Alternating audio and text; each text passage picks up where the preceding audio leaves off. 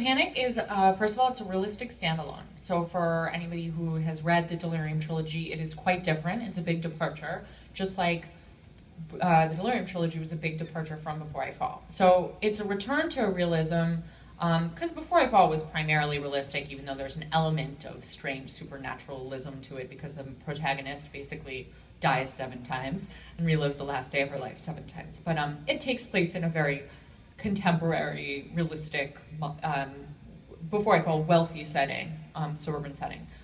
Panic takes place in a very different kind of setting. It's a small town, primarily rural. It's very impoverished, and it's plagued by some pretty severe social issues. There's, just the kind of social issues that come with people being unemployed, with people being kind of desperate. There's alcoholism, there's drug use, all of that. So the kids are kind of born into this place where there's just not a lot of options, and they're really isolated. So they've invented this game called Panic. And the way that Panic works is they painstakingly, all the kids in school painstakingly assemble a pot of money. They all chip in $1 a day, and payment is actually mandatory in the school. You get harassed if you don't participate, varying levels of harassment. And at the end of the year, all graduating seniors are eligible to compete in this game, and it's a game of fear. It tests your ability to withstand fear. So there are challenges that these 2 judges, anonymous judges, create over the course of the summer, usually between 5 and 10 of them, and they get increasingly scary. And you have to participate in them and not show any fear, as well as, obviously complete the challenge itself. And Heather and Dodge are the 2 protagonists. Heather is the girl, Dodge is a boy. They don't end up together, so get that thought out of your head. They do have, they do have separate romances, but not at all together. And Heather is playing because to her, winning this pot of money, at the end of the year, the person who does all the challenges successfully gets the big pot of money, which usually amounts to about $50,000, because of the $1 a day of every kid for every day that school's in session. And that's for these kids, for anybody, that's a lot of money. But for these kids, that represents the chance to start a new life. And so for Heather, she just wants to escape. And Dodge is playing for a different reason. He's playing because he needs revenge.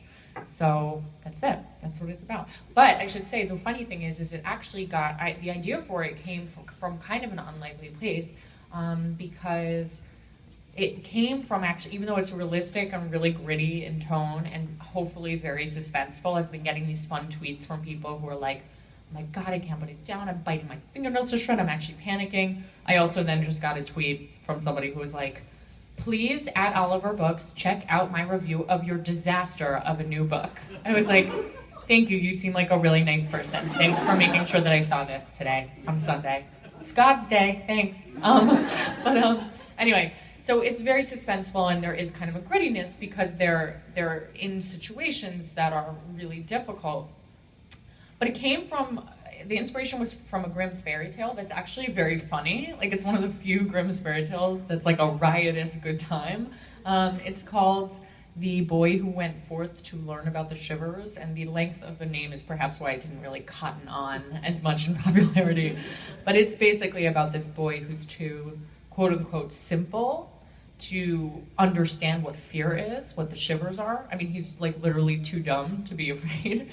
And so he goes on this, he gets kicked out by his father who's ashamed of him, and he comes across this haunted house, and there's a king who decrees that anybody who can, stay in a haunted house for 3 days can marry his daughter, et cetera, which he manages to do. Anyway, but it did get me thinking about what characteristics would enable somebody, like other than just sheer ingrained courage, what enables some people to withstand fear and tolerate it and even embrace it, and then what prohibits other people from taking risks, or what makes people kind of penned in by their fears. So that thinking was how Panic came to me. Well, were you looking through Grimm's fairy tales, looking for an idea to kind of adapt, or? No. I don't know. I remember, well, I'll ask you in a second, but no, I definitely read a lot, especially after I ended the Delirium series. Like, that's the weird thing. I think coming to the end of a book is always scary and hard because, in one hand, it's incredible relief, but you know, when I finished the Delirium series, it had been years that I'd been living in the same world, years that I'd been living with the same characters. So even though I like totally had empty nest syndrome. Like, on the one hand, I did feel like the way parents must feel when their kids go to college. Like, I was like relieved and joyful and also proud and all this stuff. And then, but I also then was like coming back to an empty house being like, this is so scary. What if I never have an idea again? So usually in those times, I really just double up my reading, you know, because I do find inspiration so much from things that I read and experience. And I know that that's true of how you thought of the idea for 13 Reasons Why, right? Because you were at the museum tour. Is that how it came to you? I did an audio tour, and then at the very end, I thought this would be a really cool structure for a book. To write these two simultaneous narrators, one a recorded voice. And then, but I held on to that Well, maybe idea. Just in case there's anybody who hasn't read it, which is unlikely, maybe you should tell them what that's about. Yeah. So 13 Reasons Why, which if you like Before I Fall, you'll really like that book. So it starts with this junior, Clay Jensen. He comes home from school and he finds a package addressed to him on his doorstep, and inside are 7 audio cassettes, and their sides are labeled 1 through 13. And eventually he finds a way to play tapes, puts in the first tape, presses play, and out comes the voice of Hannah Baker, a classmate of his who 2 weeks earlier committed suicide. And she says that on each side of each tape, she's going to tell the story of somebody at her school who she feels led her to that decision. And if you've received the box of tapes, you're one of the reasons why. And so, yeah, I had the idea for the audio tour structure for years. Right. But I thought it was such a cool idea. Well, because then afterwards, the point is that the narratives change. Between the recorded voice and the and like the thoughts of somebody listening. But I thought it was such a cool structure, I didn't want to waste it as a gimmick. You know, so I held on to it until the right story came where it enhanced whatever that story is. And so, and then once I came up with the subject matter, I thought, yeah, that's the perfect way to tell that story. And then it's fun, like it's almost like a puzzle to put stories together that feels natural, even though it's coming from, you know, you're trying to put all these fake things and make it feel real. Well, and so people have been asking me like how I have gotten into the mind of a teenage boy, which, you know, I just tell them, well, I just lose 40 IQ points because men are so simple. No, just kidding. I don't get it. Yeah. But did you find, I mean, how did you, because the voices are really differentiated. Clay's voice and his experience and Hannah's are very, and also, oh no, they're both first person point of views. But did you find that you ever like were lapsing too much towards a singular voice? How did you work on distinguishing it, and how did you get into that female Yeah, voice? that I'm glad to hear that you get asked that about being a boy, because I get asked a lot, how do you get into the mind of especially a teen female? Yeah. And like the voice just came to me, and I'd love to hear about how you develop your characters, because especially with that book, I didn't develop them. Like the idea came to me, and the characters were so strong. I had never tried writing from a female perspective, and so once I wrote about 10 pages, I had my wife read it to see, am I just totally off base? Yeah. And she told me, your job now is to not question it, and if she's speaking to you that clearly, just go for it. And after I was finished, I kind of came up with this philosophy that I don't think males and females are that different in how we think. I think how we react to things, our society tells us, you know, what's appropriate, and it's a little different. But I think our emotions are actually very similar. Yeah, no, I agree. I mean, I really feel that way too about, it's like when people say like, oh, do you spend a lot of time with teenagers trying to capture their voice? And I'm like, well, it would be really creepy if like a 31-year-old woman who doesn't have her own kids would just be like, hey guys, do you want to hang out? Like, I'm no. being a 38-year-old balding man. True, fact. But I mean, and even, you know, I've written middle grade stuff too, and there the narrators are 10, 11, 12. And I mean, first of all, you know, to a certain extent, yes, I've gone through those ages. But like in my adult book, one of the narrators was born in 1918. So, you know, obviously is a lot older than I am. Hopefully you guys know that. You know, I think that it is true that fundamentally, like what people want, I totally agree with you. Our reactions to things can be informed by, are informed and shaped a large part by expectations, both familial and societal and stuff. But I think that what people fundamentally want is largely the same, like basically at every age. And oops, I forgot to turn off my phone. Sorry, guys. But my ringtone's so cute. Just kidding. And so, but there are things. I do think it's more like how to just. I mean, so much of character work is, like you said, it's unconscious. But there are times where I think in my second draft I had to go through and make sure that they were distinct enough, because I also as a writer have a voice, like a particular habits and stuff like that that I go to. I like to describe trees a lot. I can be long-winded.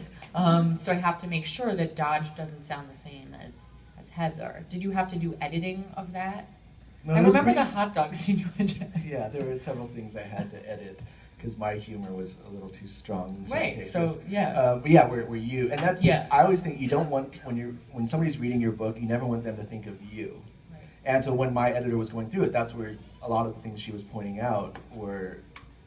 This took me out of the story and it made me think, oh, why did he put that in there? Mm-hmm. And so sometimes, whether it's toning it down or it's too precious of something to you, so you wanted to keep it in there, but it feels precious, so then it just makes them think of the writer. Mhm. But Panic is in third person, Mhm. even though it's from like Two different every points of chapter view, is yeah. from a different person's perspective. Why did you decide one to do two perspectives, but then as opposed to doing a lot of YA Yeah. is in first person? Yeah, well, there were reasons. So the first thing about why it was split, well, first of all, I thought it was going to be, originally, I had more than two points of view, because as I said, the idea kind of came from a psychological question I asked myself about fear and the nature of fear and the nature of, our ability to withstand fear. So I originally had this section called Voices, in which I wrote points of view for almost every single character who was participating in the game, because I really wanted to figure out what were the unique sets of circumstances that led each of those people to those decisions. And Fairy just got its wings. Yeah, exactly. And then over time, as I kept writing, I kept gravitating more towards Heather and Dodge. Originally, I also had a point of view. For a long time, I had one more point of view that remained, which is Nat, Heather's best friend, girlfriend, who's also competing in Panic. I wanted to show that dynamic really interested me, these two girls who were best friends and who were competing, but not over a man, which has been done, but over a goal that really feels valuable to both of them. And I ended up, it wasn't working. She needed to go, but as a point of view character, she's still in the book. But I also wanted Dodge and Heather. I wanted the reader to be in the uncomfortable position of wanting both of the people to win for different reasons, and not really having. And having to kind of face a couple of then questions, moral questions that come along with that. And the third person point of view, honestly, after writing Before I Fall and the Delirium series, which were all in first person, I was so sick of it. I felt like I was being held hostage to these characters' feelings. I was like, I don't care how fast your heart is beating. I don't want to know. I almost feels a little bit more claustrophobic to write in first person. And the book I'm working on now, that's coming out next spring, I don't have a book. Not making me feel bad. Is also it's returned to the first person. That book I tried to write a little bit in third person and I couldn't, because it's actually so contingent on perspective and identity and a sense of identity that I felt it needed to be. I mean, some books just demand, just like the same way that a character will speak to you in a certain way, some books kind of demand to be written, I think, one way or the other. So that was kind of my motivation. And this is something I've noticed in your writing, which it's one of the reasons that I love your writing, is you'll have a certain story element that would lend itself to being something we've seen a bunch, but then you don't go there. As far as, when I first started reading Panic and I saw, okay, we're switching characters, it was like, okay, this is a really natural book because you have all these people competing to get into several heads. Right. But it's much, when you can root for a smaller group and really get into their heads, it just makes the book more personal. And the same thing you said about these two, because I think you would naturally think there's going to be some sort of romantic relationship between them. Yeah. And then there's not. You're like, oh, cool, this is different. Like, you're thinking creative as opposed to just, Thanks. I bet you didn't expect the tigers either. No, just There's and Tinkerbell, the pig. That's awesome. Yeah. Well, so I have a question for you, because I feel like this is also similar in both. Well, I actually have a question for you about 13 Reasons Why, and then I have a question for you about Future of Us. But one thing that I think is similar in 13 Reasons Why and Panic is that and I don't know whether this was deliberate on your part. So, like in both of our books, they take place in really small towns. I mean, they're very different, but because your protagonist is moving around while he's listening to the audio, it actually becomes almost like a secondary character, and also there are important seminal things that have happened in Hannah's life in each of these places. So it becomes almost like a third character in the book. Was that deliberate, or were you just trying to give him action? Cool, because I wanted to ask you about the small town thing. Yeah. And this is what's weird. So you guys live in LA. It's a big area. I actually grew up in Arcadia up through 7th grade, and then I moved up to San Luis Obispo, where I live now. And that town is about 46,000. I never saw that as a small town, but of course when you're editing this book with people who live in New York City, they think of it as a small town. Yeah. So I never thought of it that way. And then Ben, my publisher, said, you know, that was one of the things in the editing. He wanted more of a sense of the small town. I was just writing about my town. Right. And that's just where I thought this kind of should be set. Partly because of the going around, walking around town, you know, it just felt something like a parent would let their kid do more in a town that size. And so yeah, in Panic, it being a small town, which this town was like 14,000 people, 12,000, so even smaller. And just one of the things when I was reading it, I was thinking, you know, this could happen in a big town too, but it totally would have changed the feel of the book, because right now, everybody at the school knows this is going on.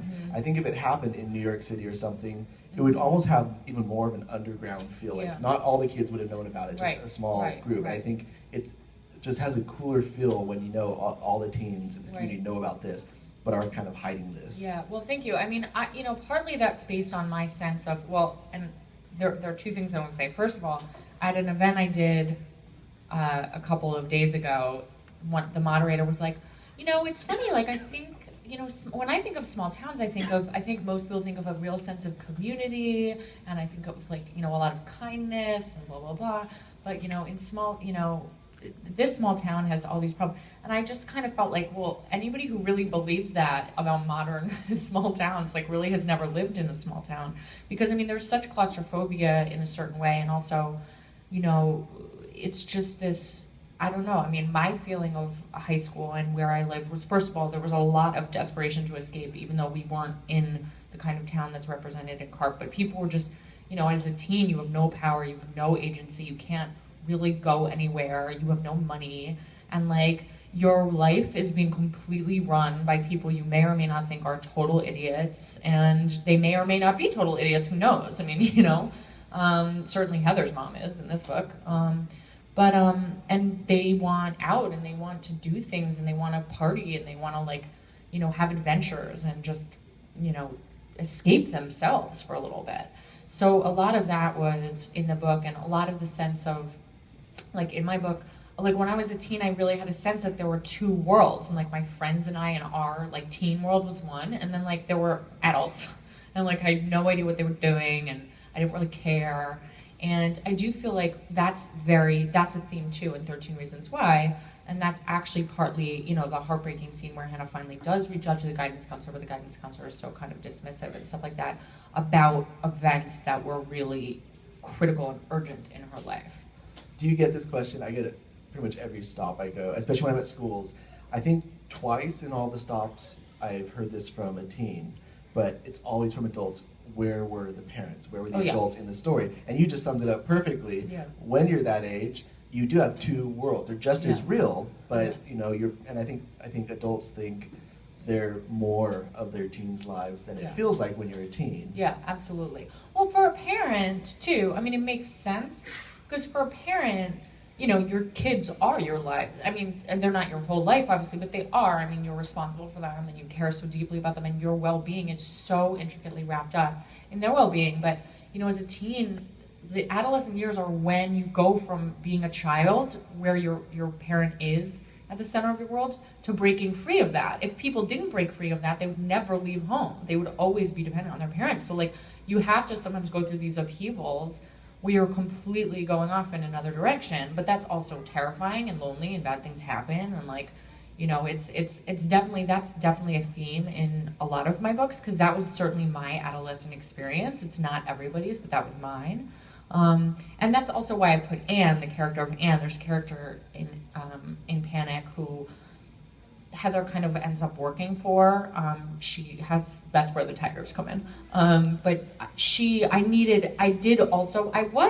probably the first in my life where I was thinking about that, because I've gotten that question so much. But also it would have been Heather needed that redemption. She needed also to know that there were good adults out there who would love her and would care about her, because I mean, that is true. But yeah, no, I definitely think that the separation of those worlds is really, really true and accurate. And was that deliberate when you did that in 13 Reasons Why, or was that just your perception? Well, I deliberately didn't put the parents in because I didn't want anybody to dismiss the 13 reasons that Hannah was talking about. And I thought, like, if I gave her a bad home life, people would have said none of this other stuff would have mattered if she had a better home life.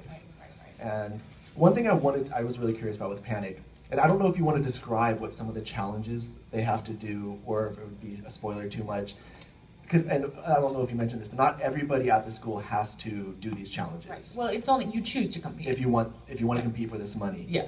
And some of these things are really terrifying. Would you have participated? Okay, so this is really funny. So I was talking about this, and I was like, oh yeah, totally, I would have played Panic. I would have won. I'm like fearless. And then my friend was like, yeah, unless they tried to make you eat a banana, because I'm terrified of bananas. And there's a scene for promotion. So I did 2 things to promote Panic. One was, I was like, oh, I'll go skydiving, went by myself, couldn't get a friend to go with me. I was like, oh yeah, sure. Went up on 10,000 feet, was like, as soon as the door opened, I was like, okay, I'm going. I wasn't clipped in yet, okay? The guy was like, what are you doing, okay? Went skydiving, there's a video of it, we're releasing it soon, it's great, had the best time ever. Then Harper called me in, my publisher, and they wanted me to eat a banana. And it's also on YouTube. I don't want to give it away, whether I succeeded or not, but it was the most traumatic experience of my life, and it almost killed me.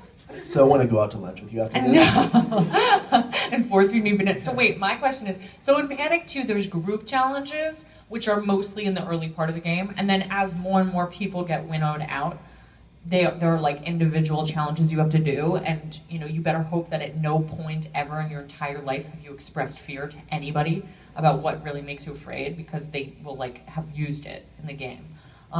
So my question is, what would your individual challenge be?